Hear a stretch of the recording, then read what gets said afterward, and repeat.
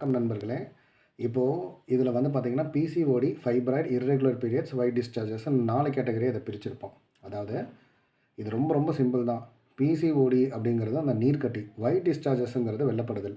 இது இரண்டும் உடலினுடைய உஷ்ணம் அதிகமாக இருக்கிறதுனால வருது.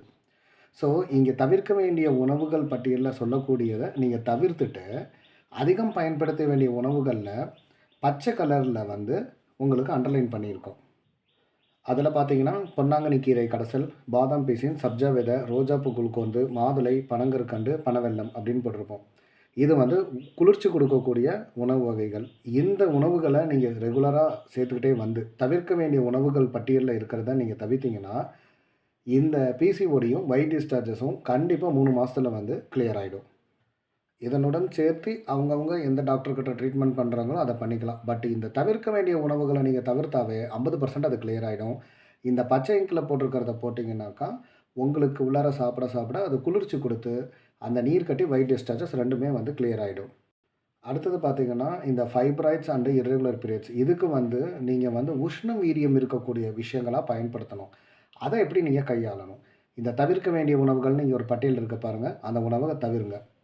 அதிகம் பயன்படுத்த வேண்டிய உணவுகளில் இந்த பச்சை கலரில் கோடு போட்டது இல்லாமல் மற்ற உணவுகள் இருக்கும் பாருங்கள். அந்த மற்ற உணவுகளை பயன்படுத்துங்க. 100% அதுவுமே வந்து நல்லா ரிவர்ஸ் ஆகிடும். நீங்கள் எடுக்கிற ட்ரீட்மெண்ட்டுக்கு நல்லா சப்போர்ட் பண்ணும்.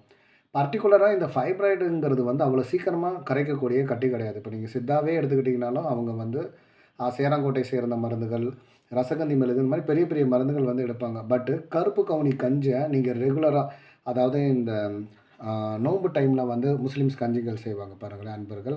அதுபோல் நீங்கள் கருப்பு கவுனி கஞ்சை வந்து ரெகுலராக யூஸ் பண்ணிட்டு வந்தாவே அது கிளியர் ஆகிடும். அப்போ இந்த ஃபைப்ராய்டுக்கு ஹேண்டில் பண்ணுறவங்க வந்து இந்த பாதாம் பிசின், ரோஜாப்பூ குளுக்கோண்டு, மாதுளை இதெல்லாம் எடுக்க வேண்டாம்னா தாராளமாக அதை எடுத்துக்கலாம்.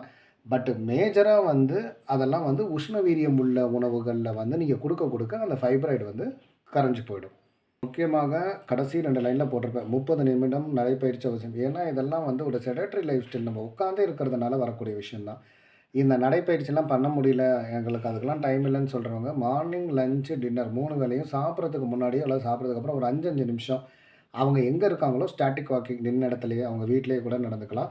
தூங்குறதுக்கு முன்னாடி ஒரு 15 நிமிஷம் வந்து நீங்கள் தியானம் பண்ண தேவையில்லை. கண்ணை மூடிட்டு அமைதியாக உட்காந்துருந்தாவே போதும்.